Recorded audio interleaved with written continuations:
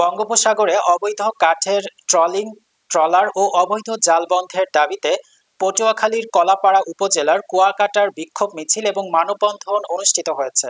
বিস্তারিত থাকছে কলাপাড়া থেকে সৈয়দ মোহাম্মদ রাসেলের প্রতিবেদনে। রবিবার কলাপাড়া, কুয়াকাটা ও মহিপুরের সর্বস্তরের জেলেদের আয়োজনে কুয়াকাটা চৌরাস্তা এলাকায় এই মানববন্ধন অনুষ্ঠিত হয়। পরে একটি বিক্ষোভ মিছিল বের করা হয়। মিছিল শহরের প্রধান প্রধান সড়ক প্রদক্ষিণ করে পর্যটন পার্কের সামনে গিয়ে শেষ হয়।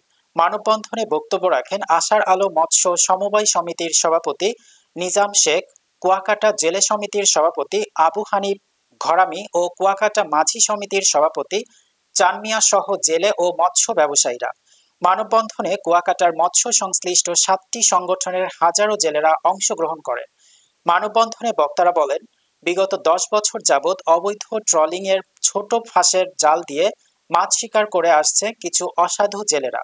এতে সমুদ্রের বিভিন্ন প্রজাতির রেণুপোনা সহ ধ্বংস হচ্ছে জীববৈচিত্র্য, কমছে ইলিশ সহ সব ধরনের মাছের উৎপাদন। দ্রুত সময়ের মধ্যে ট্রলিং বন্ধ না করলে আরো কঠোর কর্মসূচি গ্রহণের হুঁশিয়ারি দেন জেলেরা।